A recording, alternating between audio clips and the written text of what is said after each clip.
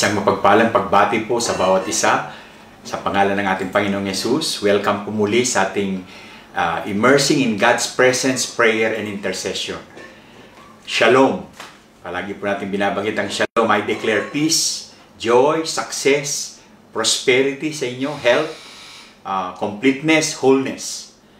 Ang purpose po ng ating Immersing in God's Presence ay tinatalakay po natin yung patungkol sa personal revival at corporate revival. At naniniwala tayo, katulad ng pinag-aaralan natin, na ang Diyos ay patuloy na mataas natin ang puso ng Diyos at patuloy tayo na ire-revive niya tayo. Ipapanumbalik niya yung mainit na pag-ibig natin sa Kanya, yung first love. Mapapanumbalik natin yung ating ginagawa dati sa Panginoon, pagsisik sa Panginoon. Kaya ito pong time na ito ay time na para mag-soak tayo, mag-immerse tayo sa presensya ng Panginoon, sa pagsamba sa Kanya, sa Kanyang salita at sa pag-a-apply ng Kanyang salita at sa panalangin. Nagsisik tayo sa Panginoon sapagkat mapalad ang tao na nagsasaliksik ng buong puso, hindi nag-give up na magsaliksik sa Diyos at gagantimpalaan niya ang sino man nagsasaliksik sa Kanya. Glory to God! Unang-una po ay nais natin muling pasalamatan ng ating mga kapatiran na si Pastor Dong na siya pong namamahala sa technical, kaya po meron tayong backdrop na ganito. Ngayon Forest, dahil po siya po ang gumawa niyan. Sila Pastor August sa Sunday service at ang family niya, silang nag-lead ng Sunday worship service. Ngayon naman po si Brother Ronald at si Sister Mayet ang nag-lead. Pasalamatan din po natin si Pastor Lea na siya nagpapadala ng mga announcement natin. Tapos yung po mga pastors natin, mga leaders natin na nagla-live group, na nagtuturo, na nagkaroon ng everyday prayer, yung everyday prayer natin, tsaka prayer meeting. Kaya glory to God po at tayo po ay patuloy na nagpapatuloy yung gawain ng Panginoon kahit na po tayo nasa lockdown. Patuloy po tayo na in-emphasize ko na mag-ingat po tayo. Unang-una, patuloy tayo mag-pray. Ito siguro yung pinaka punong-puno ng prayer tayo. Ako pagka lumalabas dito sa bahay, nagpe-pray kami, pamilya. Tapos pagka lumalabas, palagi nagwa-warfare kasi hindi natin nakikita ang ating kalaban. Dahil invisible siya pero napaka-powerful niya. Kaya protektahan natin ating sarili ng blood of Jesus at patuloy tayong magpe-pray. Tapos social distancing, palagi tayong nakamas. At palagi po natin mag-sanitizer tayo, magugas tayo ng kamay. Nasa kamay natin ang ating katagumpayan. At patuloy tayong ingatan natin ang ating physical na katawan. Ito yung templo ng Banal na Espiritu, palakasin natin ang ating immune system sa magitan ng exercise, sa magitan ng pagkain ng mga bitamina ng pagkain. Importante po ito at na-change ang ating lifestyle dahil po sa virus na ito. Yung mga ginagawa na po natin, gampanan po natin. Sumunod po tayo sa gobyerno dahil ang gobyerno gusto niya na tayo maprotektahan at maprotektahan ng iba. Matulungan din natin mga doctor at nurses. Kailangan ko po ito gawin palagi. Palalahanan kayo kasi po madali po tayong lumimot. Kung minsan, ina-underestimate natin kung minsan yung virus. Kristiyano naman ako, pastor naman ako, leader, hindi po ganon. Dapat hindi po ganon ang ating pananaw. Kailangan po mag-pray tayo, magsaliksik tayo sa Panginoon, magpoprotekta tayo, pero kailangan gawin natin yung pinagagawa ng mga doktor kasi yun po ang madaling makahawa sa magitan ng ating kamay na nilalagay natin sa ating mata. Kaya ko po ito matyaga na sinasabi sa inyo nang sa ganon po ay tayo po ay maingatan ng Panginoon. Praise the Lord. Hallelujah. So patuloy po tayong manalangin. At pagkatapos natin manalangin, magpo-post tayo. Tapos ang ipag-pray natin, personal. Panginoon, makaranas ako ng personal revival sa iyo. Panginoon, bumalik uli yung aking init ng pagsamba sa iyo. Yung first love ko sa iyo, bumalik. So yun ang prayer natin, personal. Tapos yun din ang ipag-pray natin sa bawat isa. Lord, magkaroon kami na, pero personal muna, Panginoon, may balik yung aking pagsamba sa iyo. Mainit na pagsamba, yung aking pagsasaliksik sa iyo ay patuloy na maging masidhi ang aking pagsasaliksik sa iyo. So yun po ang prayer natin. Pagkatapos po ng prayer po natin na ito ay magkaroon po tayo ng time para magkaroon po tayo ng prayer na gano'n. Yes, Lord. Lord, kami muli ay manumbalik ang una naming pag-ibig sa iyo. Sabi mo sa Ephesians, sa church ng Ephesians, Lord, na sila po'y mag-repent. Mag-repent po kami, Panginoon. Dahil nawala na yung unang pag-ibig na, nawala na yung excitement namin sa iyo. Nawala na, Panginoon, yung hunger, kagutuman namin na katulad ng bago. Lord, nawala na po, Panginoon, nabawasan na yung pananampalataya namin sa iyo, yung pag-ibig namin sa iyo, o tsaka yung bukang bibig namin dati ikaw sa mga tao, pero ngayon nabawasan dahil nahiya kami, na-discourage kami, natakot kami. Kaya muli namin nire-remember, Lord, yung kung ano kami dati at muli namin, Panginoon, nire-remember lahat ng ginawa mo sa amin para maibalik muli ang unang pag-ibig sa bawat isa sa amin, Panginoon. Nagpapakumbaba kami sa iyong harapan, O God. Inaamin namin ang aming kondisyon. Lord, yung enthusiasm namin sa iyo, yung naging maligamgam yung aming relasyon sa iyo, madaling ma-discourage, Panginoon. Tulungan mo kami, Panginoon. Kailangan ka namin. Kailangan ikaw lang pwedeng makapagbigay ng pero sa magitan ng aming pagpapakumbaba. Kaya lumalapit kami ngayon, personal, kami mismo, Panginoon. Hindi muna namin pagpipray ang iba, kami mismo. Mag-start ang revival sa amin. Yung fire ng love ng Diyos ay ma-ignite sa amin muli, sa aming puso. Nang sa ganun may balik po yung init ng pag-ibig namin sa iyo, yung pagsamba, yung pag-upo namin sa presensya mo, pananahan namin, yung kasabikan namin sa salita mo, sa presensya mo, sa pagsunod sa iyo. Salamat, Panginoong Yesus. Kami lumalapit sa iyo, Ama, sa pangalan ni Yesus at sa kapangyarihan ng iyong banal na Espiritu. Enlighten us, Holy Spirit. Ma-revive kami, ma-recharge kami, ma-refresh kami, Panginoon, at magawa namin yung mga imposibleng bagay katulad dati, Panginoon, dahil ginagamit mo kami. Nananahan ka sa amin, sinasamahan mo kami sa lahat ng aming ginagawa. Sige, patuloy po tayong mag-pray, patuloy po tayong maglagay sa comment ninyo, Panginoon. Pinagpipray ko ang aking sarili. Lord, inaamin ko na kailangan ko ng fresh touch of the Holy Spirit sa buhay ko. Kailangan kong ma-revive, mabalik yung una kong pag-ibig, mabalik yung aking pag-declare kay Christ, pamamalakaya kay Christ. Lord, yung pagkatawag ko sa iyo, Lord, muling mastira, Panginoon, ako'y tinawag mo. Panginoon, bilang leader, bilang tagapanguna, Lord, bilang member ng church, Panginoon, ako'y nakikipag-isa, O God, sa iglesia na gusto namin, desire namin, sapagkat ito'y desire mo na kaming ma-revive. Sige po, patuloy po tayong mag-pray. Yes, mag-agree tayo sa prayer. Yes, we agree, Lord, sa mga prayer. Ito po ang gawin mo sa akin. Ito po ang gawin mo sa amin. Nagpapakumbaba kami sa iyong harapan. Inaamin namin, Lord, ang mga kasalanan namin, ang mga pagkukulang namin habang kinukonbikta mo kami ng banal mong Espiritu, O God. Oh, yes, God, nangungusap ka sa amin. Yes, Lord, we agree. Kailangan namin ito. Oh, bawat leader, bawat pastor, bawat member, kailangan namin, Lord, ng personal revival. Kailangan namin, Lord, ng patuloy na, Lord, marekindle yung fire of the love of God sa aming buhay. Patuloy, O God, maging passionate kami sa iyo. Maging dedicated kami sa iyo. Passionate kami sa pamamalakaya, Panginoon. Pagdideclare kay Christ, O God. Tulungan mo kami, Panginoon, may balik, Panginoon. Bumalik kami sa una namin ginagawa, Panginoon. Yung pagsamba namin sa iyo, yung prioridad ka sa buhay namin, yung paglalaan namin ng oras sa iyo. Thank you, Lord. We agree in prayer. Sige, we agree in prayer, Lord. Ito ang kailangan namin. Ito ang kailangan ng yung church, Lord. Kami muna mga pastor, kami muna mga leader, kami muna mga member, kami muna sa church, Panginoon, bago magkaroon ng awakening sa labas. Bago yung iba, maligtas sila. Yung iba, Panginoon, ay pagkasisira namin sila, umiiyak sila dahil kinukumbikta sila ng banal na Espiritu. Yung anointing na nasa amin, Lord, sa pagsishare namin ay dumadaloy sa kanila. Yes, God. Yes, Lord. Itong desire namin, itong desire mo sa aming buhay. Sinasaliksik ka namin, O God. We seek your face, O God. We want to touch your heart, Panginoon. We want to love you with all of our heart, with all of our mind, with all of our soul, with all of our sin. Patawarin mo kami na nauna, O God, yung pagsiserve, Panginoon, kesa sa pagmamahal sa iyo, kesa sa paglalaan ng oras sa iyo, kesa sa prioridad. Lord, naging last na priority ka, Lord. Kaya ngayon, binabalik mo namin muli yung prioridad namin. We seek you, Lord. Seek first the kingdom of God and His righteousness. And all other things will be added unto you. Panginoon, yung first commandment, O God, nauna kesa sa greatest commission, O Lord. Greatest commandment muna, Panginoon. Kaya patuloy kami bumabalik sa commandment mo, sa greatest commandment of all. Minamahal ka namin, sinasaliksik ka namin, naglolong kami sa iyo. We glorify you. We magnify you. Thank you, Lord. Hallelujah. Praise be the name of Jesus. Sa oras po na ito, tayo po'y patuloy na manahan. Magbabad tayo sa presensya ng Diyos. Katulad ng barbecue, pagka nakababad siya sa presensya, likido ng oil, maluluto siya. Sa likido ng toyo at saka ng suka, malalasan pati loob-loob niya. Kaya sa oras na ito, magbabad tayo sa pagsamba sa Panginoon. Hallelujah. Praise God.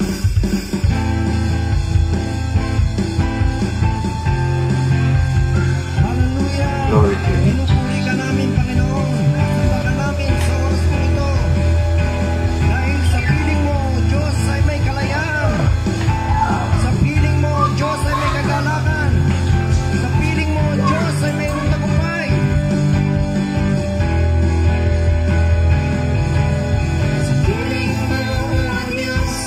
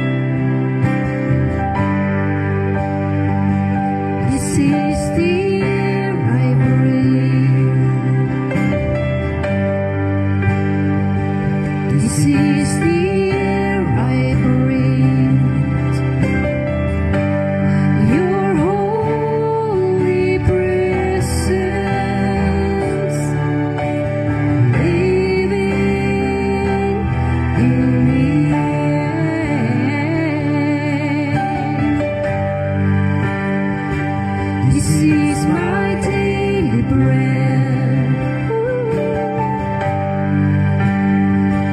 This is my daily bread. Your very word spoken to me.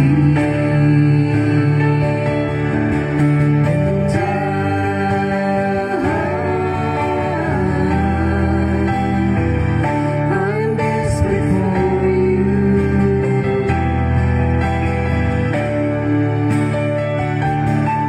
And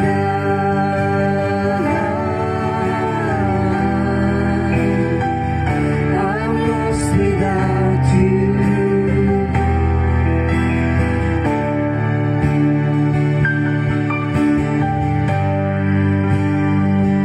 This is the air I breathe. This is the air I breathe. Your holy presence living in me.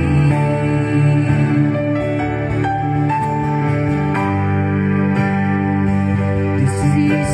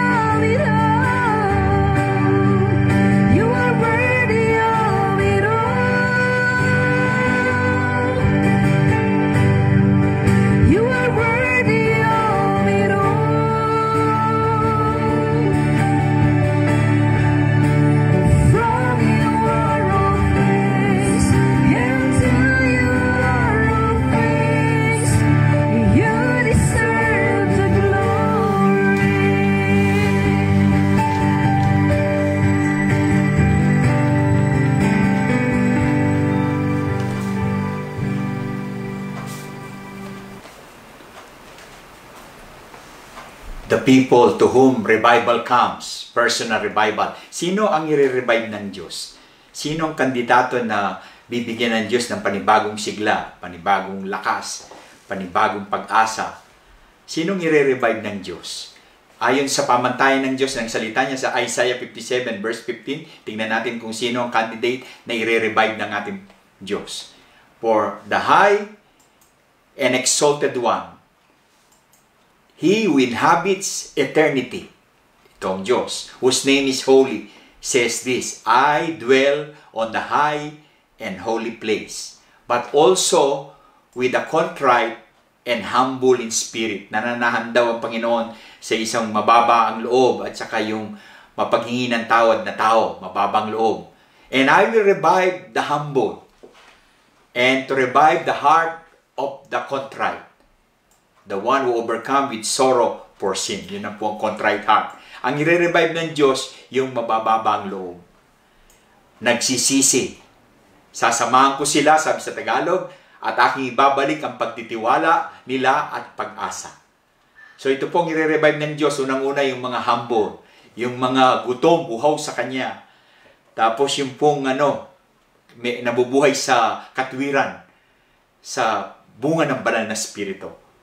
Sa katotohanan, yun pong i-revive ng Panginoon. So, revival comes to the humble. Ano pong ibig sabihin ng humility? Sabi po sa 2 Chronicles 7:14-15, ngunit kung aking bayan na nagtataglay ng aking karangalan ay magpakumbaba. Kung tayo mga anak ng Diyos, kung tayo church ay magpakumbaba, manalangin, hanapin at talikuran ang kanilang kasamaan, pakikinggan ko sila mula sa langit, patatawarin ko sila sa kanilang makasalanan, pagagalingin ko at sasagutin ko ang kanilang mga dalangin. So yun pong ibig sabihin ng pagpapakumbaba. Panalangin. Hindi tayo tumitigil manalangin hanggat hindi natin sinasaliksik natin ang Diyos ng buong puso. Dito po sa story na ito sa 2 Chronicles chapter 7, hinandog po ni King Solomon yung templo sa Diyos. Nanalangin siya, naghandog sila ng mga tupa, ng mga baka. Sa verse 5 and 7, nagsumamba sila sa Panginoon. Si David ang nag-establish ng worship. So, sumamba sila sa Panginoon at ginamit yung mga instrumento na ni Haring David. Kaya anong nangyari? Sa verse 1 ng chapter 7, ang Diyos ay bumaba siya mula sa langit. Ang kaluwalhatian ng Diyos ay napakabigat, maski mga pastor o leader nung time na yon ay hindi man makatayo. Hindi man sila makapag-minister. Hindi man sila makapag-serve. Bakit? Kasi dahil sa kaluwalhatian ng Panginoon. Ganun po ang revival. Tapos yung apoy ng Diyos, nakita ng mga tao na napuno ang templo ng kaluwalhatian ng Diyos, bumaba ang apoy. Yes, parang sa Elijah time, bumaba yung apoy. Tinupok yung offering, pero bumaba din ang kaluwalhatian ng Diyos. Kaya nagpatira pa silang lahat. Sumamba sila at nagpasalamat sa Diyos. At sinamba nila ang Diyos. Nag-offer sila ng kanilang sarili. Kinosecrate nila ang kanilang sarili. Yun po ang pagpapakumbaba sa Diyos. Yan po ang revival. Pagka nagpakumbaba tayo, tayo ay ang apoy ng Diyos dadaloy sa atin.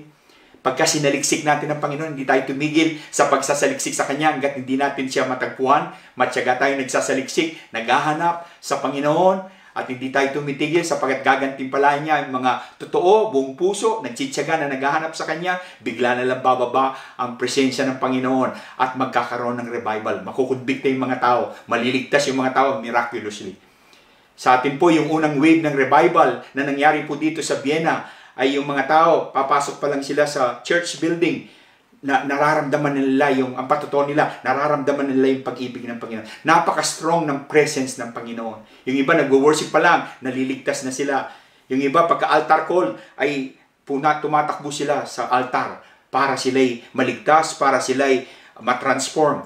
Tapos yung iba nagbababad sila sa presensya ng Panginoon, nasa altar sila, nangusap ang Panginoon sa kanila. Iba pagka ang Panginoon nangusap, kaya nagkaroon tayo ng mga pastor, nagkaroon tayo ng mga leader kasi nangusap personally ang Panginoon sa kanila. Yun po ang revival. Pagka dinalaw tayo ng Panginoon dahil sa pagpapakumbaba natin, dahil sa pagsasaliksik natin sa Panginoon, dahil sa pagtalikod natin sa ating mga kasalanan. Ang pagpapakumbaba, inaamin natin sa ating sarili. Para magkaroon ng personal revival, inaamin natin sa ating sarili na nanlamig na tayo. Para tayong Ephesian Church na personally at saka corporately, ay matyaga tayo. Sabi ng Diyos sa Revelation 2, sa Ephesians Church, matyaga tayo. Ginagawa natin kung ano yung tama, mabuti, pero nawala na yung first love. Nawala na yung unang pag-ibig. Pagka hinambol natin ang ating sarili, magmula sa mga pastors, tayong mga pastors, mga leaders, tapos mga members, pagka nagsimula tayong admitin, nagpakumbaba tayo, Panginoon, hindi na yung pag-ibig ko, hindi na katulad ng dati. Nung na-encounter kita, talagang wala akong ibang bubukang bibig kundi ikaw. Palagi kitang pinupuri. Walang oras na hindi kita sinasamba. Pero nawala na yung lalamig ako, na out of focus ako, na-distract ako. So pagka inamin mo yun, humility yan. At nagsimulang tumalikod doon sa mga kasalanan na yon at ibalik muli yung ginagawa sa Panginoon. Yes, yung pagpupuri sa Panginoon, yung pagsamba sa Panginoon, yung kagutuman, kauhawan sa Panginoon. Pagka inadmit na natin, Panginoon, duty na lang aking ginagawa, napipilitan na lang ako. Wala na yung fire, wala na yung zealousness, wala na yung hunger sa iyo, wala na yung kagutuman sa iyo, wala na yung paghahanap sa iyo. Hindi na kita hinahanap katulad ng dati. Mas hinahanap ko pa yung pagkain, yung ibang bagay, kesa sa iyo, Panginoon.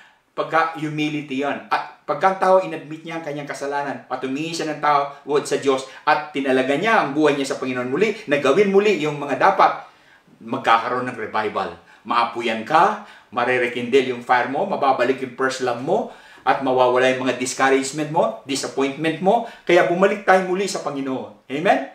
Magpakumbaba tayo sa Kanya. Manalangin tayo, saliksikin natin siya. Huwag tayong titigil hanggat hindi tayo nakakaranas ng personal revival. Diba? Minsan nagpipray tayo, malapit na tayo maka-breakthrough, malapit na tayo, pero tumigil tayo kasi may ginawa tayo. So yun mo kaya hindi tayo titigil manalangin hanggat hindi tayo nakakaranas ng big breakthrough. Pray through. Pray until something happen. Tapos hahanapin ng Panginoon. Ito yung si Hezekiah, hinahanap niya ang Panginoon. Diba? Si Hezekiah, hindi siya sumunod sa kanyang father, yapak ng kanyang father, legacy ng kanyang father, kundi binuksan niya ang templo, tapos nilinis niya, kinonsecrate niya, inutusan niya yung mga leaders na i-consecrate ang buhay nila. Ano nangyari? Binalik nila yung worship. Ano nangyari? Nagkaroon ng kaligayahan sa Judah. Nagkaroon ng pagdiriwang na noon ay kay King Solomon pa nangyari, pero ngayon naulit dahil na-revive, na-reform, na-revive, na-change ang buong bansa. Nagkaroon sila ng victory, nagkaroon sila ng kapayapaan, nagkaroon sila ng mga answered prayer. Dahil yun po palagi ang prinsipyo ng Panginoon, ang hinahanap ng Panginoon, yung mababang loob, yung nagsasaliksik sa Kanya, yung mga hindi tumitigil maghanap sa Kanya hanggat hindi siya matagpuan. Si Isaiah, nagkaroon siya ng personal revival sa buhay niya. Ano nangyari? Nakita niya ang kaluwalhatian ng Panginoon, nakita niya ang kapangyarihan ng Panginoon, nakita niya ang presensya ng Panginoon, nakita niya rin ang kanyang sarili. Anong ibig sabihin nun? Sabi niya, I'm a man of unclean lips. So, umingi siya ng tawad sa Diyos. Nagrepent siya. Nilinis siya ng Diyos. Anong tawag dyan? Pagpapakumbaba. Hindi tayo makakaranas ng revival kung walang humility. Kaya sinong inahanap ng Diyos? Yung mapagpakumbaba. Yung nananalangin at hindi sila sumusubong naghahanap sa Panginoon hanggat hindi nila nakukuha yung kanilang hinihingi. Anong kalaban ng revival? Anong hindrance, enemies ng revival? Pride. Yeah? Ang opposite po ng humility ay pride.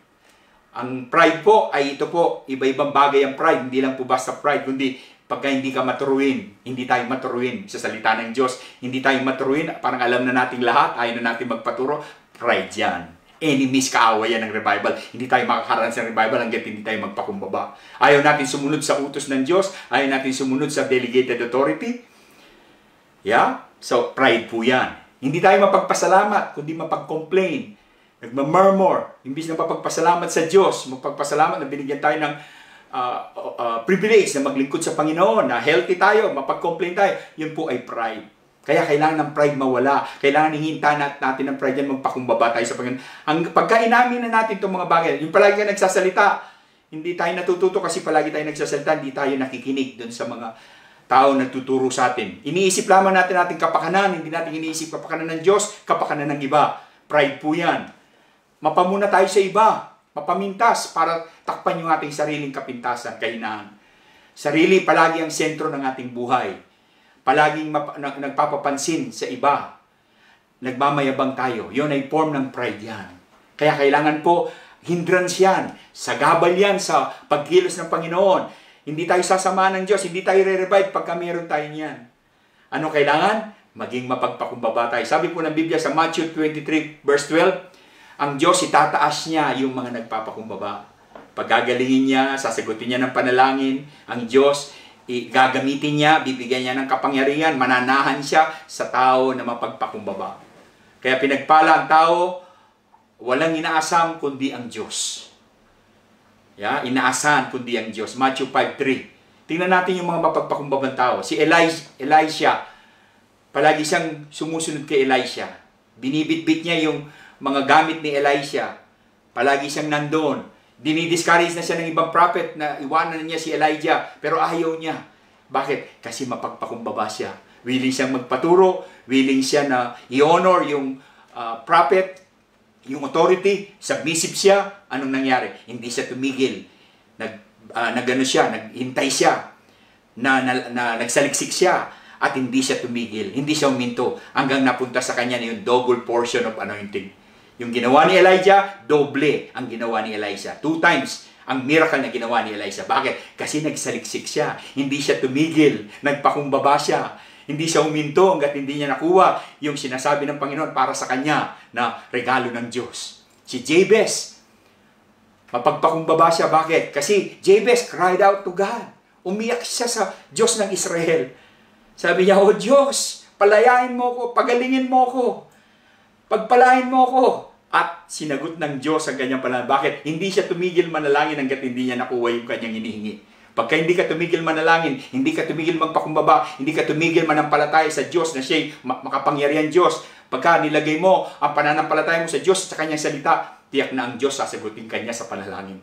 At pagkatapos nun, you are a changed person. Dahil ang Diyos, hindi mo lang natanggap yung panalangin, kundi naging closer ka sa Diyos. Naging malapit ka sa Diyos. At alam mo kung paano manampalataya. So, sinong i-revive ng Diyos? Sinong candidate sa revival?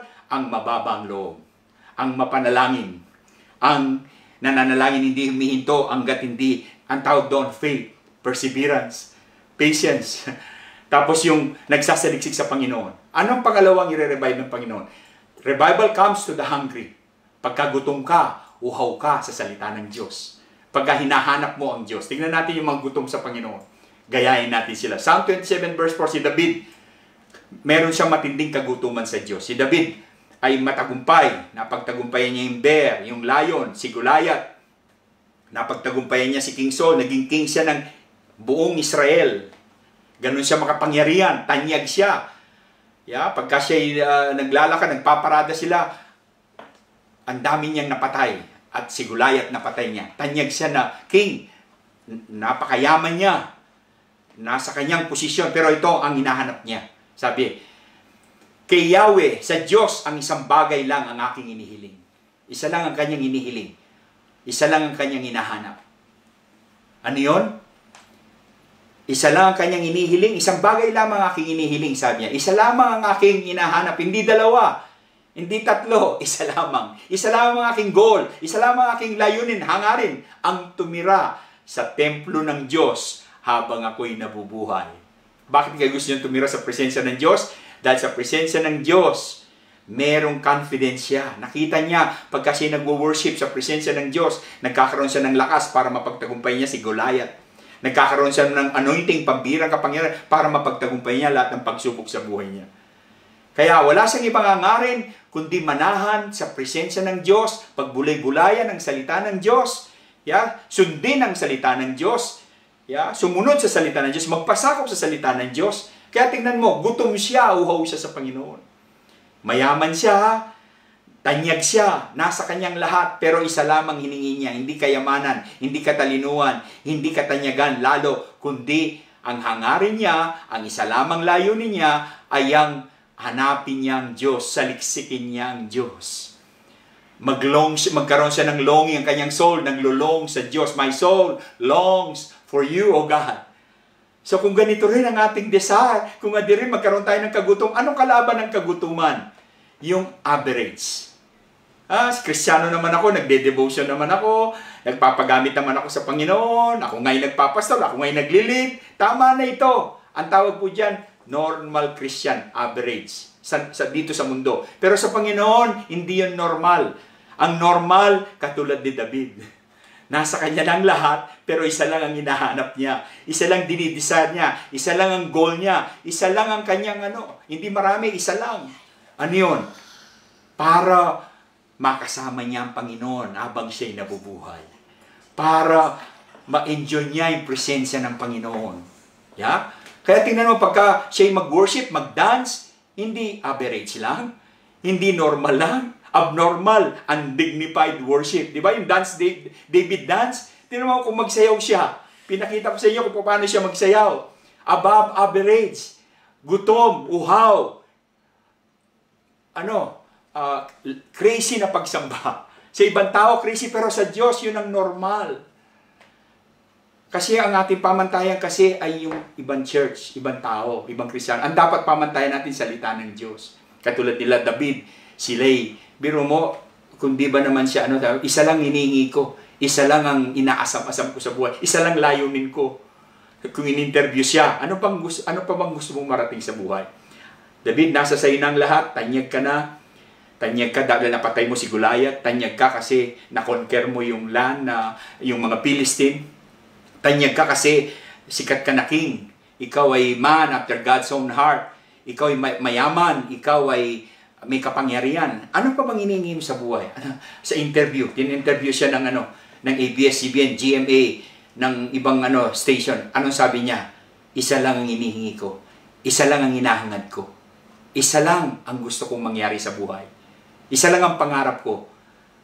Ang makasama ko ang Diyos at mapagbulay-bulayan ang kanyang salita. Ang isipin ko ang salita ng Diyos araw at gabi. Yun lang ang sagot niya, isa lang. Kaya tingnan mo siya, pagka siya ay tinawag na a man after God, successful siya sa kanyang buhay, matagumpay siya sa kanyang buhay. Tingnan mo from Genesis to Revelation, nakasulat si King David. Si David, yung ginawa niya, of course may pagkakamali siya, pero gutom siya, uhaw siya sa Diyos. Naglulong siya sa Diyos. Mahal na mahal niya ang Diyos, hindi struggle sa kanya. Kaya tingnan mo, pagka magsayo siya, pagka manalangin siya, pagka sumamba siya, above average. Hindi lang mediocre. Hindi lang average, kundi above. No, yun ang normal. Sino pa pastor ang gutom sa Panginoon? Si Maria. Kumpara kay Marta, gutom si Maria. Bakit? Si Maria, wala siyang ginawa, isa lang ang ginawa niya. Nung pumunta si Jesus sa bahay nila, kay Jesus palagi ang kanyang atensyon. Nakikinig siya sa pahanan ni Jesus, ng teaching ni Jesus. Kaya nagkaroon siya ng revelation, understanding ng worship. Kaya nung pumunta uli si Jesus sa bahay niya, yung alabaster box na 1 year ang halaga, 1 year salary ang halaga, almost 1 year salary ang halaga, binigay niya lahat kay Jesus. Bakit? Kasi prioridad si Jesus sa kanya. Number 1 lang sa kanya. Kaya nung si Martha, nagko-complain siya, sabi ni Jesus kay Martha, Martha, Martha, isa lang ang importante sa buhay. Yun ay ginawa ni Maria. Umupo siya sa paanan ni Jesus, nakinig sa salita ng Diyos, tapos in-apply ang salita ng Diyos. Amen? Ganun po tayo. Yun ang gawin natin, desire sa buhay natin. Yun ang gawin natin ng goal. Ano ba ang pinaka-goal mo sa buhay? Ano ba ang pangarap mo sa buhay? Kung ikaw ay pastor, kung ikaw ay leader, sapat na ba yung ginagawa mo na worship, na baka average lang yan sa pamantayan ng Bible. Magkaroon tayo ng above average. Amen? Passion ang tawag yan. Strong desire sa Panginoon. Hindi lang meron kang desire, kundi strong desire sa Panginoon. Kung gusto mong dalawin pa ng Panginoon, dalawin niya ang iglesia, dalawin niya ang churches, tayo, pamilya, kailangan above average. Sa paningin ng tao, sa Diyos normal yon. Kaya yung ginawa ni Maria, ni David, sa Diyos normal lang yan. Sa atin abnormal. Kasi hindi nga tayo sanay. Iba yung pamantayan natin. Kaya pamantayan natin ay salita na. Sino pa ang may gutom sa Panginoon? Si Paul, si Apostle Paul, na Saul, murderer. Ngayon, Apostle Paul, sabi niya sa Philippians 3:18, oo, itinuturing kong walang kabuluhan ang lahat ng bagay. Ano yun? Mga accomplishment niya, yung education niya, yung kung anong meron siya, tinuturing niyang walang halaga kumpara sa pagkakilala niya kay Jesus Kristo. Anong tawag diyan? Passion. Anong tawag diyan? More than average. Hindi mediocre. Hindi po. Kundi, hindi average lang, above average. More than sa normal. Biro mo, kinalimutan niya lahat ng bagay. Basura lang ito. Lahat ng accomplishment, lahat ng meron ako. Gusto kong makilala si Kristo, sabi niya. Isa lang ang goal ko, isa lang ang makamtan ko, si Kristo. Gusto ko siyang makilala at ipakilala at magawa ko yung pinagagawa niya. Ano yun? To share the gospel. To proclaim Christ. Kaya tingnan mo, pinroclaim niya si Christ, maging epektibo siya. Naging powerful siya. Punong-puno siya ng empowerment ng Holy Spirit. Napuspos siya ng banal na Espiritu. Sinasamahan siya ng Diyos. Bakit? Kasi isa lang ang prioridad niya. Isa lang importante sa kanya. Yun ang may gutom sa Panginoon. Kailangan isa lang. Hindi dalawa ang gusto mo, kundi isa lang. Si Jesus, ang kanyang salita. Magutom ka sa kanya, mauhaw ka sa kanya. Pagka inadmit natin yan, Panginoon, iba yung gusto ko, iba yung nais ko. Hindi katulad nila. Kontento na ako sa aking ginagawa. Anong kailangan? Magpakumbaba ka sa Diyos. Aminin mo. Aminin mo. Pagka umamin ka na, itong aking ginagawa, hindi pa sapat. Itong aking ginagawa, average lang. Sa paningin ng Diyos, average lang. Sa paningin ko, parang okay na, pero sa paningin ng Diyos, average lang. Kaya kailangan gawin ko ito. Kaya tingnan mo si Apostle Paul. Ano nangyari? Kahit na siya, ay sabi niya, hindi man ako karapat-dapat na maging apostle, pero tingnan mo, sinaliksik niya ang Diyos. Kilala niya ng Diyos, pero anong gusto pa niya? Makilala ang Diyos. Maranasan niya ang Diyos. Sabi niya sa Philippians 3:13-14, sabi niya, hindi sa narating ko ng lahat ng bagay na dapat kong marating. Anong aking sinisikap? Kalimutan kong nakaraan. At pagsumikapan ang mga nais kong makamtan. Anong nais niya makamtan? Si Kristo palagi ang nais niya makamtan. Ang i-share ang gospel. Magpupunyagi ako, nagsasaliksik ako, patungo sa hangganan upang makamtan to ang gantimpala. Yung pagkatawag ng Diyos sa Kanya. Si Kristo, yung pagkatawag ng Diyos sa Kanya. Ano yun? Ipahayag niya ang gospel. Kaya ito rin ang ating desire. Saliksikin natin ang Panginoon, hanapin natin na magkaroon tayo ng kagutuman, kauhawan sa salita ng Diyos. Kagutuman, kauhawan sa presensya ng Diyos. Katulad ni Haring David, ang isa lang ang hari ko, isa lang ang gusto ko, ang manahan sa presensya. Katulad ni Maria, isa lang ang goal nila, ang umupo sa pahanan ni Jesus. Katulad ni Paul, tingnan mo magiging powerful ka. Kasi kung nandun ka sa presensya ng Diyos, nandun ka sa salita ng Diyos, magiging powerful ka. Lalago ang church. Amen? Ito pong ginawa natin dito sa Vienna at itong patuloy natin gagawin. Noon, everyday ang prayer noon. Everyday yung tayo nagpipray. Monday, Tuesday, Wednesday, Thursday, Friday. Nung tinanong ako noon, ilang beses kayo nagpipray, sinabi ko yun, hindi sila makapaniwala yung mga kapwa ko pastor. Pero doon nangyari yung revival. Yung palagi tayo nagpipray. Kaya babaguhin na natin ang prayer natin ngayon. Yung everyday prayer, idadagdag natin ito. Kailangan mag-pray tayo, ang bawat isa mula pastors, mula sa senior pastor ako, mula sa asawa, sa mga leaders, pastors, assistant pastors, sa mga leaders, life group leaders, sa mga members, include natin ito sa ating prayer. Ito na ang pagpipray natin personally at ito na ang pagpipray natin sa church. Amen? Magkaroon tayo, magpakumbaba tayo sa Panginoon. Amen? Saliksikin natin ng Diyos. Manalangin tayo. Huwag tayong titigil manalangin hanggat hindi tayo nasasagot ang ating panalangin. Tapos magkaroon tayo ng kagutuman, kauhawan sa salita ng Diyos. Isa lang ang rin natin, hindi dalawa. Isa lang ang manahan sa presensya ng Diyos, ang pagbulay-bulay ng salita ng Diyos, at manampalataya sa salita ng Diyos, at sundin ang salita ng Diyos. At pangatlo, ay magkaroon ng kaligayahan, kauhawan sa Panginoon, at magkaroon tayo ng, tingnan mo po si Apostle Paul. Radical choice. Anong choice niya? Pinipili niya na kalimutan yung nakaraan. Yung mga mistake, yung mga unforgiveness, yung mga nakaraan na trial sa buhay, kundi sinisikap niyang makamtan yung hinaharap, yung si Kristo. Radical priorities, yun ang priority na si Christ. Ang lahat ng bagay ay basura lamang. Ang pinakamahalaga si Jesus. Hello? So yun po nga rin natin. Kailangan radical, hindi average lang. Kailangan above average. Radical na pagsunod. Sabi niya, lahat ay basura lamang. Pati accomplishment ko, basura lamang kumpara sa pagkakilala ko kay Jesus. Yes, katulad ni David ganon. Isa lang ang hinihingi niya, ang Diyos, ang makapiling niya ang Diyos, ang makasama niya ang Diyos. Radical decision. Hindi na mga mistake ang siya nabubuhay sa dati, kundi nagpupursige siyang magsaliksik sa Panginoon. At nagbata siya, hindi siya sumuko hanggat hindi niya nakamtan ang layunin niya. Sinong layunin niya? Si Kristo. Nawala na ba yung hunger natin sa Diyos? Kailangan na natin ng personal revival. Nawala na ba yung hunger natin sa presensya ng Diyos? Sa pagsamba sa Diyos? Yung kagutuman natin na mamalakaya, na i-declare si Christ sa buhay natin? i-preach si Christ, o ikay nagpipreach, ikay nagsishare, pero wala ng fire. Alam mo, kukunti ang bunga. O sinisikap mo maging pastor, masipag na pastor, pero kulang sa apoy. Kulang yung fire ng anointing. Kailangan natin magbabad sa presensya ng Diyos. Kailangan natin ibalik muli ang ating fire sa Panginoon. Sino pang dadalawin ng Diyos? Sino pa ang i-revive ng Diyos? Sinabi sa Isaiah 57, yung banal, kabanalan. Yung katwiran natin, yung sarili nating kabutihan, basahan lamang sa harapan ng Panginoon. Pero nung tinanggap natin si Jesus, amen? Pinagpes natin sa ating bibig, naniwala tayo sa ating puso, sa paniniwala natin sa ating puso, naging matuwid tayo. Yung katwiran ng Diyos, ipinasa niya sa atin, inimpute niya sa atin yung righteousness ng Diyos. Kaya ngayon, dahil sumusunod tayo sa Panginoon, nagpapasakop tayo, pinabanal niya na tayo, binigyan niya tayo ng katwiran, yung katwiran na yun na binigay niya sa atin, yung nature na binigay niya sa atin, pinamumuhay natin. Nagsasapit tayo sa Kanya, nag-yield tayo sa Kanya, nagsusurrender tayo sa Kanya. Ano nangyayari? Nabubuhay tayo sa kabanalan. Diba? Seek first the kingdom of God and His righteousness. Gusto ng Diyos mabuhay tayo sa righteousness. Be holy, for I am holy. Gusto ng Diyos mabuhay tayo dahil banal ang Diyos eh.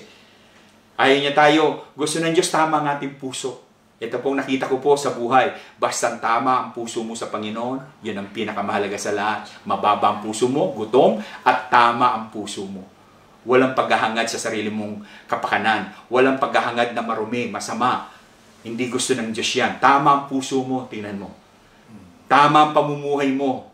Tapos, yung pinipreach mo, pinamumuhay mo, tingnan mo.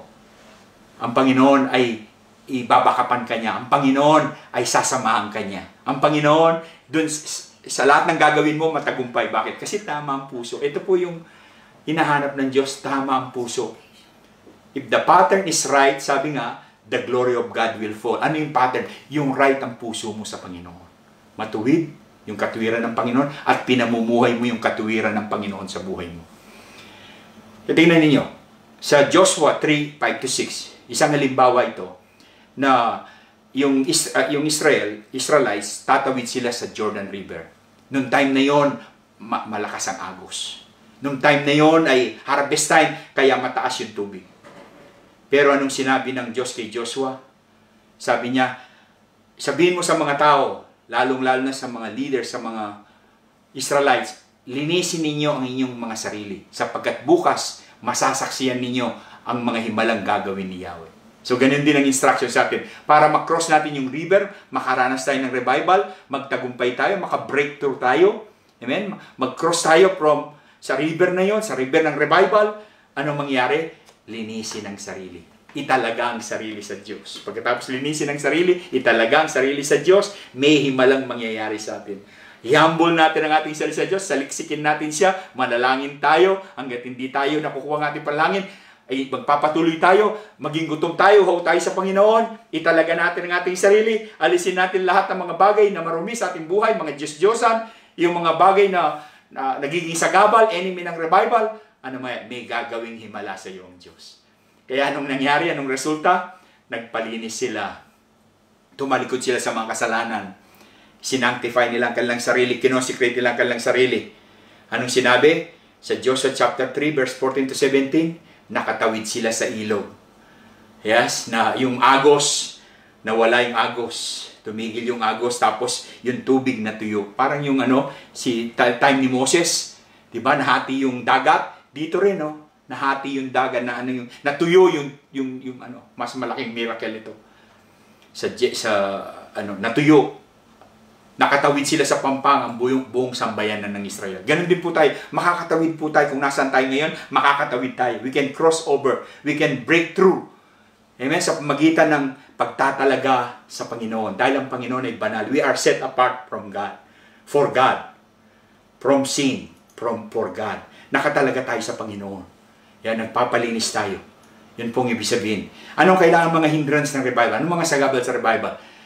Prayerlessness. Diba? Unforgiving spirit. May iba-ibang bagay yan. Critical spirit. Ito yung mga pew lang. Rebellious spirit. Disobedient spirit. Sinful spirit. Worldly spirit. Yung worldly, mas mahal natin yung mundo kesa sa mga bagay dito sa mundo kesa sa Panginoon. May oras tayo dito sa mundo, maraming oras.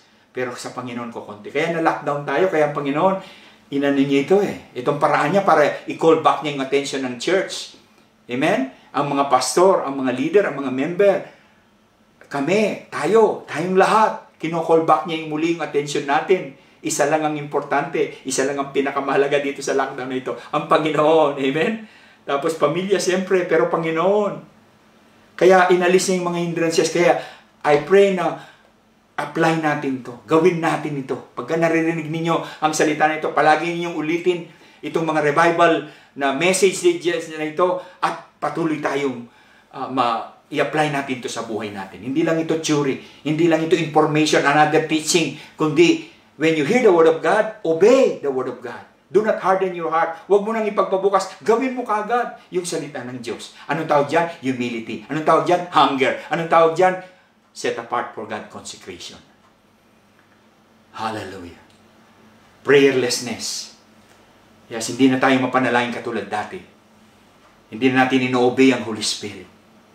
Sabi sa worldly, huwag ninyong ibigin ang sanlibutan at ang mga bagay na nasa sanlibutan. Ang umiibig sa sanlibutan ay kaaway ng Diyos at hindi umiibig sa Ama. Na-distract tayo. Hindi na tayo mapursigi katulad ng dati. Average lang tayo. Hindi na tayo nagko-crossover dun sa normal, above average. Ayaw natin maging radical. Natatakot tayo. Kasi akala natin radical ay sino mo yung mga sila David, radical sila. Hunger yon. Radical sila sa pag-obey. Radical sila sa paghanap sa Diyos. Si David, radical si Martha sa pagsamba. Yan ang gayahin natin. Yan ang normal na Kristiyano. Maligamgam. Pagka inadmit mo na magligamgam, wala na yung hunger, kasalanan yan. Ayaw ng Diyos ng maligamgam. Gusto niya mainit tayo sa Panginoon. Hindi tayo pursigido sa Panginoon. So, humingi tayo ng tawad sa mga bagay nito. Ayaw natin mag-take ng risk. Tatatakot tayo. Ma-stretch ang faith natin. Mag-take ng staying safe tayo. Ayaw natin ma-persecute. Kaya hindi natin sinisave si Christ. Hindi na tayo nagpapatotoo sa ating mga katrabaho. Bakit? Kasi ayaw natin ma-persecute. Ayaw natin pagtawanan tayo. Ayaw, tandaan niyo, pagka pinagtatawanan ka, si Kristo ang pinagtatawanan nila. Pagka pinipersecute niya, inuusig ka, si Kristo ang inuusig nila. Kaya huwag kang mapikon, huwag kang mong personally. Pag-pray mo sila, at dadalawin sila ni Kristo katulad ng pagdalaw ni Kristo kay Apostle Paul. Nagpakita siya sa liwanag. At anong sabi niya? Ano yun, Panginoon? Sabi ni Paul. Ako ang inuusig mo, sabi niya. So, hindi ikaw ang inuusig ng Panginoon, si Kristo ang inuusig niya. Hindi na tayo motivated, hindi na tayo ganado, hindi na tayo enthusiastic sumamba sa Panginoon. Hindi na tayo ganun ganado. Nawalan tayo ng gana sa salita ng Diyos. Pagka inadmit mo yan, at ibabalik mo yung muli yung desire mo sa Panginoon. Ibabalik mo muli yung dati mong ginagawa. Yes, mapapanatili ang revival at magtuloy-tuloy ito. Alagaan mo ito. So, sinong i-revive ng Diyos? Walang kinakampiyan ng Diyos, walang kinikilingan. Pero ang hinahanap ng Diyos, yung mga mababa. Yung magpapakumbaba, wala yung pride. Maturuin. Childlike faith, yun ang hinahanap ng Panginoon. Yung mga tao madaling magpaturo, madaling sumunod sa Panginoon. Pagka narinig ng salita ng Diyos, kaagad-agad ino-obey ang salita ng Diyos. Sinong hinahanap ng Diyos? Yung mga tao na gutom, buhaw. Katulad ni Martha, katulad ni David. Ikaw ang hinahanap ng magutom tayo, mauhaw tayo sa Panginoon. Hindi lang nito theory, kundi ito i-apply natin sa ating personal na buhay. At sino ang dadalawin ng Panginoon? Sinong i-revive niya? Yung nabubuhay sa kabanalan dahil banal ang Diyos. Mataas siya at banal siya. Kaya mabuhay tayo dun sa katwiran. Mag-rely tayo sa Holy Spirit. Mag-depende tayo sa Kanya. At mamumunga tayo ng fruits of the Holy Spirit. Love, joy, peace, self-control, goodness, kindness, faithfulness. Hallelujah. Ibalik natin yung hunger natin sa Panginoon. Humingi tayo ng tawad sa Panginoon. Hallelujah. So ito po yung ating gagawin. Dito po sa last, ito po ang gagawin natin. Ito pong mga susunod na araw sa ating everyday prayer. Immobilize natin ang church, ang mga prayer team natin, ang mga intercessor, ang mga leaders dito sa Vienna, sa Austria, sa Europe, mga pastors, nakikinig kayo mga pastors, immobilize natin yung prayer group natin, yung mga kapatid natin, mga members, mga leaders. Ang everyday prayer natin ito. Ito, personal revival. Ito yung personal na prayer natin. na magkaroon tayo ng kagutuman, kauhawan, yung ginagawa natin dito sa personal na pag-aaral na revival. Ito ngayon ang mga prayer natin. Immobilize natin. Sa Philippines, ganun din. Imo-monitor natin yan. So, imo-mobilize natin. Ito po ang ginawa natin dito sa Vienna noon. Nagkaroon tayo ng mobilization ng prayer, ng seeker. Nagsisik tayo sa Panginoon, hindi tayo tumigil. Ano nangyari? Binuhos ng Diyos ang kanyang espiritu. Binuhos ng Diyos ang kanyang kapangyarihan. At na-transform ang mga tao, na-transform ang church, naging worshiper ang church, naging prayerful ang church. Amen. Kaya ganun din, ibalik natin muli yon. Dito sa Vienna, Austria, sa Great Awakening, Austria, sa lahat ng Great Awakening, sa Europe, at saka sa Pilipinas. Dito sa Vienna, hindi lang dito sa Vienna, kundi sa Pilipinas, magkaroon ng Great Awakening, magkaroon ng revival, magkaroon ng outpouring of the Holy Spirit, na kung saan ang Diyos ay lalago ang iglesia, magkakaroon ng mga financial blessing. Bakit? Kasi ang Diyos na nagsusupply. Bakit? Na-touch natin yung heart ng Diyos. Na-touch natin yung puso ng Diyos sa pagsasaliksik, sa pagpapakumbaba. Nasa atin yung qualification ng pagpapakumbaba, kagutuman, kauhawan. Kaya i-apply natin ito. Mag-umpisa sa mga pastors, mga leaders, life group leaders, mga prayer leaders, mga assistant leaders, lahat ng mga pastors, lahat ng mga leaders, mga members. Gawin natin ito. Itong qualification ng Diyos. Mag-submit tayo sa Diyos. Kaya pipili tayo mga kapatiran na magpapatuloy na manalangin at hindi titigil manalangin at hindi nagkakaroon ng revival sa buong iglesia. Tapos magsishare tayo palagi kay Christ. Kasama po ang pagsishare kay Christ sa revival. So i-confess natin yung all-known sin, magpa-cleanse tayo sa Panginoon, talikuran natin ito, deal or get rid of any doubtful things in your life, alisin natin lahat ng pag-aalinlangan, and obey the Holy Spirit instantly. Confess Christ publicly. Ito po ang mga ginagawa natin sa revival at sa personal na buhay natin. Tingnan mo kung anong gagawin ng Panginoon. Amen?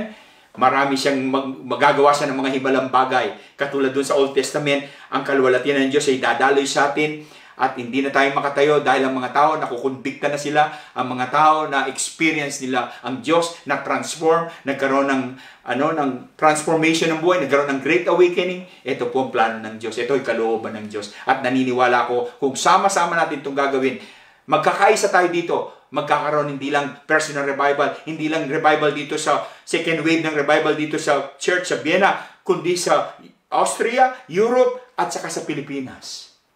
Naniniwala po ako doon. At ito ang susi kung tayo magkakaisa. Kaya pinapanalangin natin ito. Kaya itong prayer natin mamaya. Saliksikin natin ang Panginoon. Unahin natin siya. So, glory to God. So, I pray na nangusap ang Panginoon sa inyo na hindi lang ito information, kundi ito'y revelation, understanding. Kaya, paulit-ulit natin itong gagawin. Paulit-ulit mo pakinggan ito. O i-share ito. Alam po ninyo, meron tinatawag na watch party. Sa Pilipinas, may pastora, may watch party siya. Sinishare niya ito sa Facebook, watch party. Yung watch party, kahit sino pwedeng manood. Yung mga kaibigan, yung mga kakilala niya. So, i-share niyo ito sa watch party. Magkaroon kayo ng watch party. Kahit napakinggan mo ito, pero pakinggan mo yung mga revival, lalong-lalong patungkol sa revival. Kasi ako ganito, pagka may revival meeting, kahit saan man yan, pupuntahan ko yan. Mag-i-invest ako ng pera, pupuntahan ko yan. Pipila pa ako, gagastos pa ako ng hotel, gagastos pa ako ng airplane. Dahil gutom ako, uhaw ko sa Panginoon. Kaya ang church, naging revival church siya, dahil nakuha ko po yung spirit na yun. At napasa po ito sa leaders. Kaya ganun po gawin natin. Pakinggan natin palagi yung revival. Pakinggan natin palagi kung paano bumalik tayo sa unang pag-ibig natin sa Panginoon. Magkaroon ng kagutuman, pagpapakumbaba sa Panginoon. Kaya kung aking mga anak na tinawag ay magpapakumbaba, manalangin, saliksikin ang aking mukha, yun ang humility. At magkaroon ng kagutuman sa Diyos, kauhawan sa kanyang salita, katulad ni Martha, ni Paul, at saka ni David. Magkaroon tayo ng kagutuman sa Diyos. Hindi natin kinahihiya ang Diyos, hindi tayo nahihiya na yung ginagawa natin, average pa lang ay gawin natin radical obedience, radical surrender, radical worship, radical praise. Tapos mabuhay po tayo sa katwiran, magtatagal po yung revival for the glory of God. I pray and I declare na kayo ay tumimoy ito sa inyong puso, na-touch kayo sa inyong puso, na-challenge kayo, at ngayon ay i-apply natin ito sa ating buhay personally. Yes, sige, mag-pray po tayo. Panginoon, Lord, hindi lang po namin ito narinig namin ang salita. Miski ako narinig ko ang iyong salita. Panginoon, pagka narinig namin yung salita, huwag namin patigasan ng aming, kagad namin sundin ang iyong salita. Magkaroon kami ng childlike faith. I-apply namin kagad ito, maging mapagpakumbaba kami sa iyo. Maging mapagsaliksik kami sa iyo. Maging mapanalangin kami sa iyo, Lord. Hindi kami titigil hanggat maghanap sa iyo, hanggat hindi ka namin natatagpuan, hanggat hindi ka namin nakikita. Patuloy kami hanapin ng may katsagaan, ng buong puso, Panginoon. Hindi kami nagmamadali, Lord. Hindi kami, Lord, priority ka namin sa buhay. Magkaroon kami ng hunger sa iyo. Hunger sa salita mo, katulad ni Haring David, Panginoon. Oh God, si Dr. Di Maria, meron kaming model, meron kami, Panginoon, Lord, ng mga tao na may hunger sa iyo. Magkaroon kami ng hunger sa iyo. Salita mo, hunger sa presensya. Isa lang ang hangarin namin. Isa lang ang pinakamalaga. Isa lang ang pinaka-importante sa amin. Ikaw, wala ng iba. Lahat ay basura lamang. Lahat ay walang halaga kumpara sa pagkakilala sa iyo. At i-declare namin si Kristo dahil tinawag mo kami para makilala ka namin at ipakilala sa iba. Yes, God. Patuloy, oh God, na patawarin mo kami sa lahat ng mga kasalanan namin. Kumbiktan mo kami, Lord. Yes, God. Yes, God. Hallelujah. Salamat po, Panginoon, sa pangungusap mo sa amin. Salamat sa pagkilos mo sa aming buhay. Thank you, Father. Hallelujah. Thank you, Lord. Ngayon po, ipag-pray po natin yung mga tao na gusto tumanggap sa Panginoon. Yung iba na manonood nito, replay ito. Manonood kung replay man ito sa watch party. Gagawin nyo watch party. Para sa iba, imbitahan ninyo yung mga kaibigan ninyo na ito, tanggapan nyo ang Panginoon. Ang pinakamaligayang tao, katulad ni Apostle Paul, sabi niya, si Paul, sabi niya, hindi sa nakamtanan ko na ang lahat ng bagay. Pero mo napunta na siya sa langit. Nagpakita na sa kanya si Kristo, na encounter niya si Christ. Personally, nagpakita sa kanya si Jesus. Tapos ang Holy Spirit pinuspos siya. Tapos sabi niya, isa lang ang hinahangad ko, ang makamtan si Kristo. Makilala siya at ipakilala ko siya sa iba. Yun ang pinakamaligayang buhay. Kaya kung wala pa sa iyo sa Panginoon, tanggapin mo siya. Isuko mo ang buhay mo. The greatest thing that can happen to you is your relationship with Christ. Yun ang pinakamataas na relationship. Bakit? Nagtatagal ang relationship. Pangwalang hanggan ang relationship. Kaya isuko mo ang buhay mo sa Kanya. Confess with your mouth that Jesus is God. And believe in your heart that God raised Him from the dead. Say, binuhay na muli ng Diyos, ikay maliligtas. By confessing, naliligtas ka. By believing, yung righteousness ng Diyos napupunta sa iyo. Hindi tayo naliligtas sa mabuti nating gawa. Pero yung righteousness ni Christ, binigay niya sa atin. Kaya, sige, manalangin ka, sumunod ka sa maikling panalangin. Yes, Jesus, I need you in my life. Kailangan kita, Panginoong Jesus. I surrender my life to you. I acknowledge that you are God, that you are Christ, the Messiah. You're the only one who can forgive my sin. Patawarin mo ako sa aking mga kasalanan. Tumatalikod ako sa aking mga kasalanan at tinatanggap ko ang paglilinis mo ng iyong banal mong dugo. I receive you in my life. I surrender my life to you bilang Panginoon at tagapagligtas. Ikaw lang ang aking Panginoon. Ikaw lang ang magliligtas sa akin. Buhayin mo ang aking espiritu. Makilala kita. Magkaroon ako ng understanding at revelation. Yes, makita ko ng pinakamagandang nangyari sa aking buhay ay ikaw, ang relationship ko sa iyo. Yun ang pinakamataas na relationship. Salamat, Panginoon, sa kapatawaran ng kasalanan. Salamat, binilang mo ako bilang anak sapagkat tinanggap kita sa aking puso. Nananahan ka na ngayon ang iyong espiritu at si Kristo sa aking puso. Thank you, Father. In Jesus' name, Amen. Patuloy mong makilala si Kristo. Patuloy kang manood. Patuloy kang mag-participate sa mga live streaming na ito. Patuloy mong salisikin si Christ. Ma-focus ka kay Christ at ang lahat ng bagay ay magiging walang halaga kumpara sa pinakamahalaga si Kristo. Ngayon naman po, ipag-pray po natin patuloy yung mga kapatiran natin may sakit, karamdaman. May good news po kay Brother Rudy, pero in-update ako ng kanyang anak. Nalis na po siya sa ICU. Napunta na siya sa parang medium na ward. Hindi pa yung normal, yung medium. Pero tinerapy siya. Pero ay napagod siya sa therapy. Nahirapan siya huling huminga, tapos medyo nilagnat siya. I think nabigla siya sa therapy. Kaya patuloy natin pag-pray si Brother Rudy.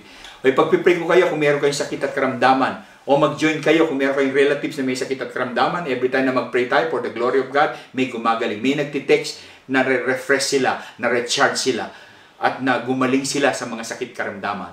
So sa oras na ito, ay pag-pray po natin. Pag-pray ko po kayo kung may sakit at karamdaman kayo, yung pananampalataya niyo sa Panginoong Yesus, sa salita ng Diyos, saka yung pananampalataya ko, it will create miracle. Kaya mag-participate kayo. May pananampalataya na kayo sa Panginoong Yesus. Ako yung pananampalataya ko. Sa oras na ito, pinapaalis ko lahat ng sakit at karamdaman sa iyo sa pangalan ni Jesus.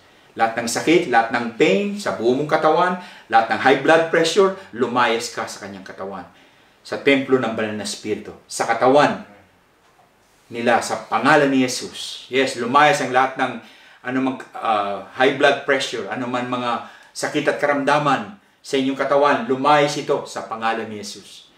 Lord, balutan mo sila ng iyong makapangyang dugo. I declare and decree healing sa kanila. Miracle. I declare and decree the word of God. I send your word to heal them. Isaiah 53:5. Lord, your word, O God, will heal them. In the name of Jesus, dumalo ang kagalingan. Dumalo ang kalayaan sa'yo. Sige, igalaw mo yung katawan mo.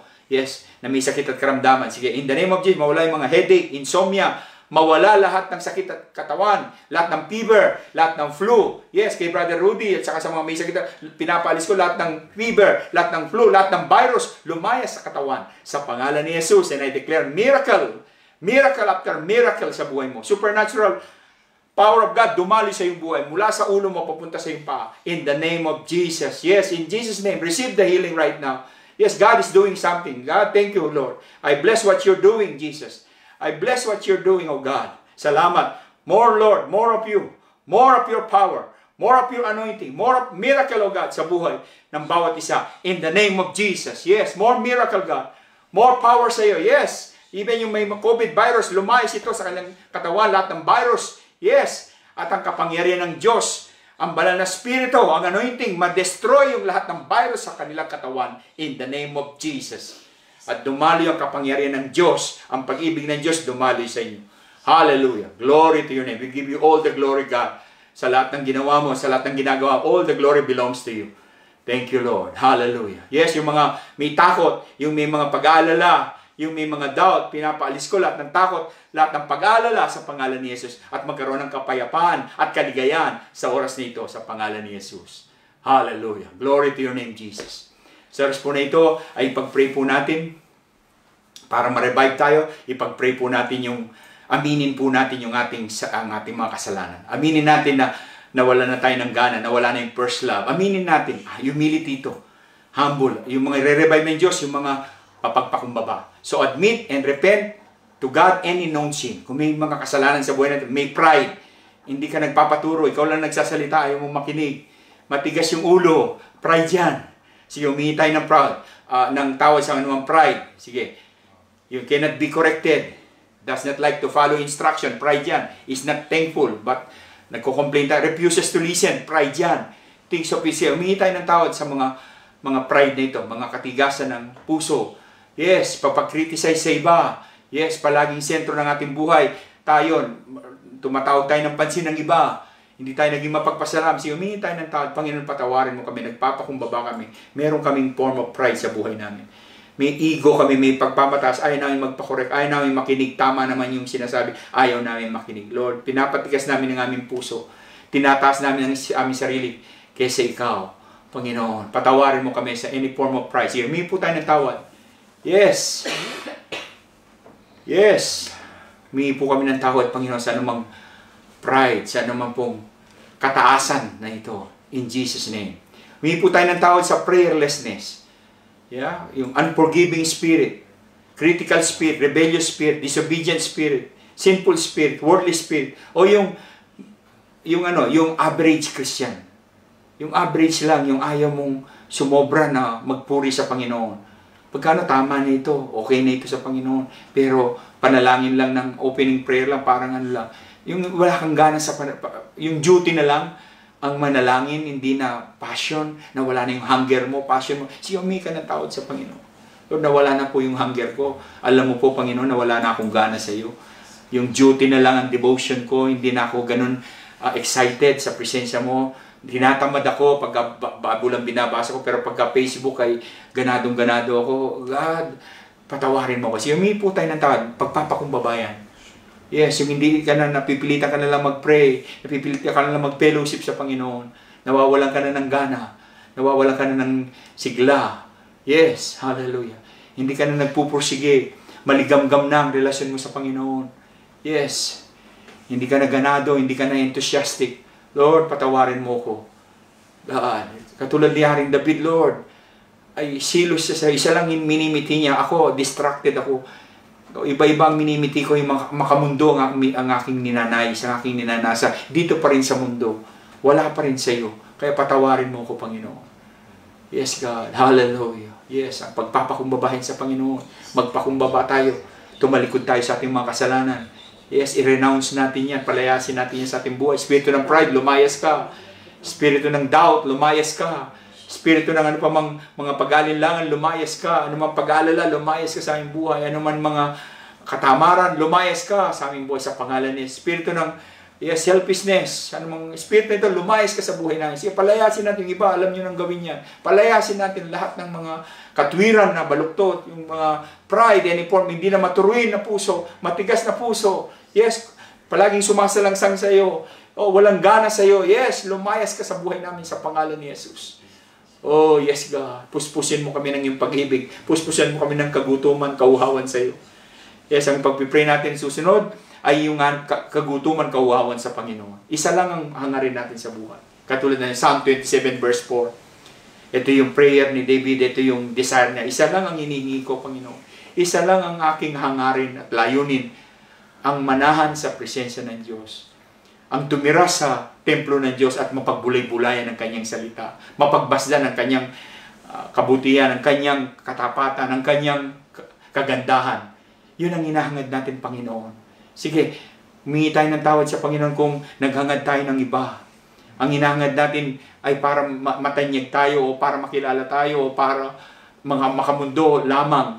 Huwag tayong maglaan lang ng mag-ipon ng kayamanan dito sa lupa, kundi ito'y kayamanan sa langit.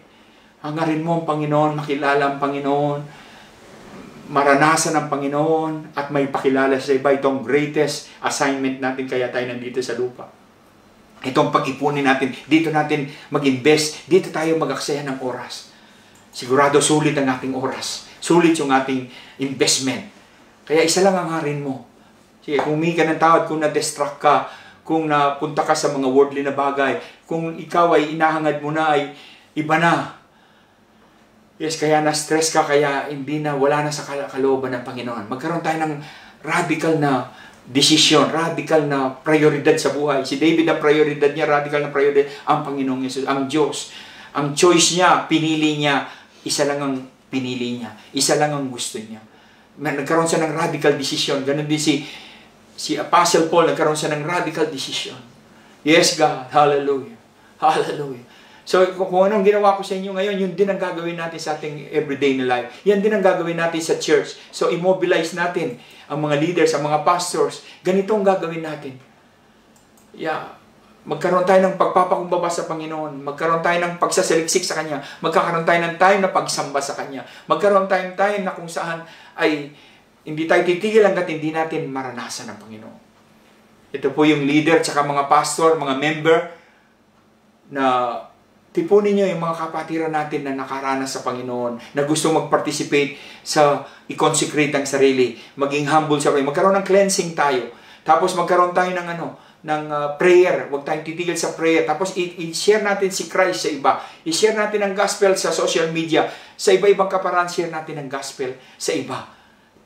Mahalagang bagay yun, hindi lang tayo naghahangad sa Panginoon. Hindi tayo nagugutom sa Panginoon, sa salita niya, kundi ina-apply natin ang salita ng Diyos. Lalong-lalo pag-share. Dahil itong awakening na ito, itong revival na ito, ay revival ng salvation, transformation ng soul, awakening ng mga tao na mapupunta sa Panginoon. Itong lockdown na ito na yung purpose nito. Kaya, samahan natin yung have a determination to share the gospel. So, habang tayo nagsisik sa Panginoon, habang tayo ay nagbababad sa presensya, inahangad natin ng Panginoon, nagugutom, lalaki yung gutom natin, uhaw natin sa Panginoon. Kaya magkaisa po tayo. Itong gawin natin magmula ngayon. Itong mga gawin natin sa ating everyday prayer. Pagkatatawagin nyo ang inyong mga live group, at pagkatatawagin natin ang ating mga kapatiran, itong mag-agree tayo. Personal revival. Itong pag-usapan natin. Itong i-discuss natin. Ito yung mga magiging prayer natin sa bawat isa. So, mag-change na ngayon ang ating everyday prayer. Mag-shift na tayo sa personal revival. Mag-shift na tayo. Mapupunta na tayo sa ating personal revival. Tapos, nag-agree tayo sa prayer. Ito rin ang gagawin ko sa mga leaders ngayon, sa mga pastors. Pagka magtatawagan kami, ito na ngayon ang ating gagawin.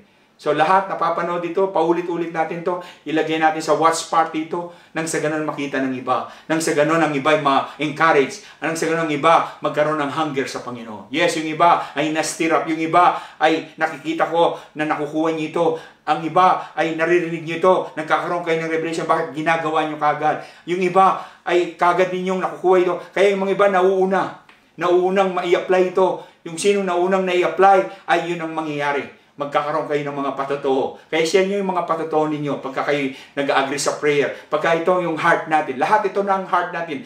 Isa lang ang hinahangad natin.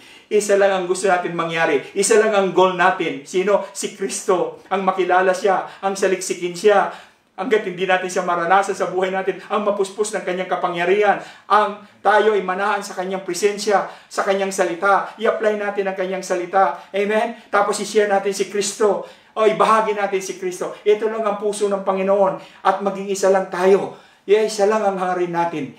Ang makilala si Kristo at ipakilala siya sa iba. Ang lalo natin maranasan siya, magkaroon tayo ng kagutuman, kauhawan sa Kanya. Hindi tayo magtatapos dito, maraming oras tayo pagka tayo nagdi-discuss. So in-encourage ko lahat ng life group leader, lahat ng mga pastors, lahat ng mga ministry leader. Ito ang ating pag-usapan, ito ang ating i-discuss, at ito ang ating mga prayer. Kaya ma-extend ang mga prayer natin sa regular na everyday prayer. Tsaka sa mga cell group, ito nang gagawin natin ngayon. At naniniwala ako with all my heart ng Diyos, magpapakita siya ng kaimahimalang mga bagay. Pangako yan ng Diyos. Ang Diyos ay bababa ang kanyang presensya, ang kanyang kalwalatian. Yung apoy ng Diyos, tatanggapin lahat ng ating offering. Offering natin yan sa Kanya. Ang ating sarili, we are living sacrifice sa Panginoon. Offering tayo sa Panginoon. May handog, kaya may apoy din mula sa Panginoon. Sa banal na spirito, may apoy at dadali, maliligtas sa mga tao. May empower ka, masasagapan ka ng kapangyarihan ng Diyos. Ito yung sinasabing revival. Ito yung revival na sinasabi natin, hindi lang para sa sarili natin, kundi awakening sa iba.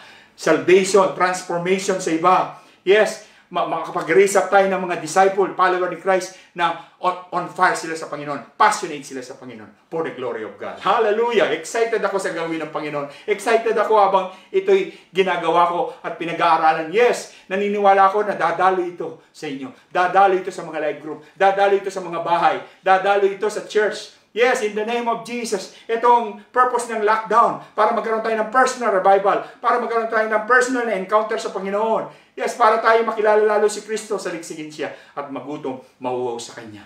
Hallelujah. Glory to God. Ibuhos mo, Panginoon. Ibuhos mo ang mga himala. Ibuhos mo ang kagutuman, kauhawan sa iyo. Ibuhos mo, Panginoon. So magko-close tayo dito pero babalik ako, magko-close din ako sa prayer. Huwag muna kayong aalis. Huwag muna kayong bibitaw.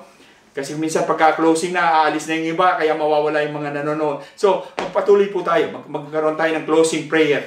Yes, ibuhos mo.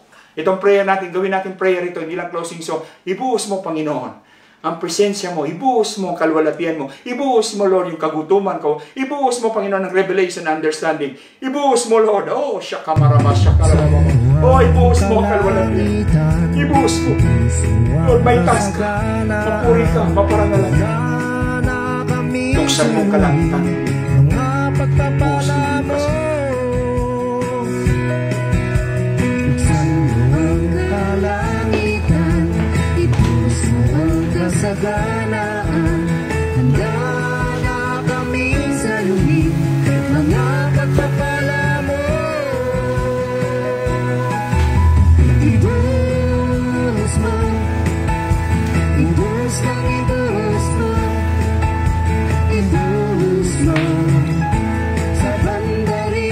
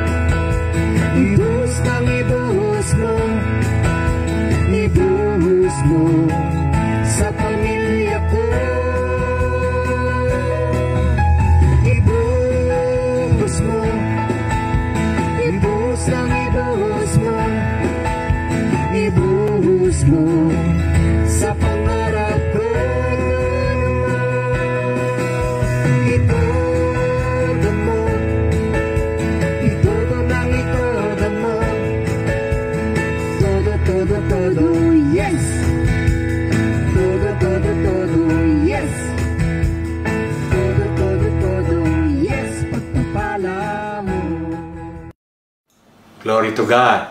Ibuhos mo, Panginoon. Ibuhos mo ang mga himala, ibuhos mo ang mga pagpapala. Sige, patuloy po natin pag-pray ang ating mga Great Awakening churches para makuha ito mula sa mga pastors, mula sa mga leaders. Pag-pray natin na makuha itong spirit ng revival, itong spirit ng hunger, ng pagpapakumbaba sa Panginoon. Pag-pray natin yung, sige, nandyan po yung sa mga church natin dito sa Vienna, sa Renbeck, sa Baungasi Campus, sa life group, mga life group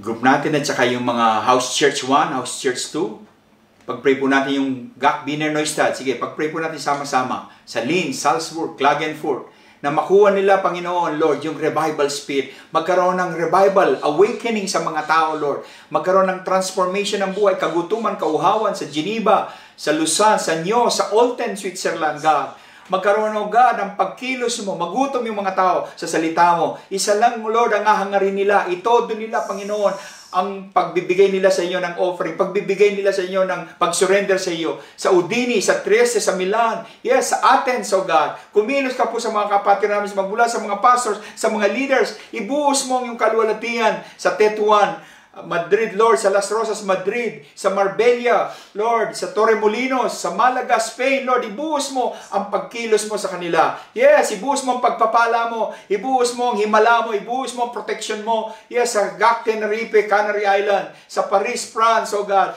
sa Philippines, sa Northern Luzon, Southern Luzon, Visayas region, O God, ibuhos mo, makuha nila, Panginoon, yung spirit ng revival. Lord, kung anong ginawa mo sa amin dito, ginagawa, dumaloy din sa kanila, Panginoon.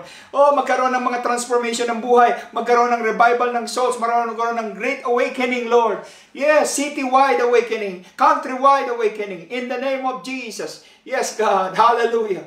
Glory to your name, O Lord. Isa lang minimiti natin sa Panginoon. Isa lang inahangad natin, ang manahan sa presensya ng Diyos, ang umupo sa paanan ni Jesus, at pagbulay-bulay ng kanyang salita, manampalataya sa kanyang salita. Saliksikin siya ng buong tiyaga, buong puso, at hindi tayo titigil hanggat hindi natin nahanap siya. At pag nahanap natin siya, sinaliksik natin siya, nagparanas siya, ibigay natin lahat ng glory sa Diyos at maging mapagpakumbaba po tayo sa Panginoon. Amen? Isa po radical na choice, radical na priority, radical na pagsunod sa Panginoon, radical na desisyon. Nakakalimutan natin ang mga nakaraan natin at magpo-focus tayo sa pinakamahalaga, pinaka-importante. Yan ay si Kristo, ang makilala si Kristo at may pakilala natin siya sa iba. Hallelujah! Glory to God! Pagpalain kayo ng Panginoon, gabayan niya kayo, at ang Spirit na ito ang siyang mag-stir up sa ating patuloy habang tayo nag-uusap sa ating everyday prayer, sa ating mga churches, sa ating mga life group, ay patuloy ito ang ating si-share, at patuloy ang Diyos, kikilos siya, gagawa siya ng himala, at magpapakita siya ng mga kaimahimalang mga bagay. Salamat po sa inyong buhay. God bless you. We love you. Stay safe. See you next Sunday, live streaming. At i-share po natin ito. Mag-like tayo at patuloy tayong ilagyan na po natin yung watch party. Glory to God. We love you. God bless you.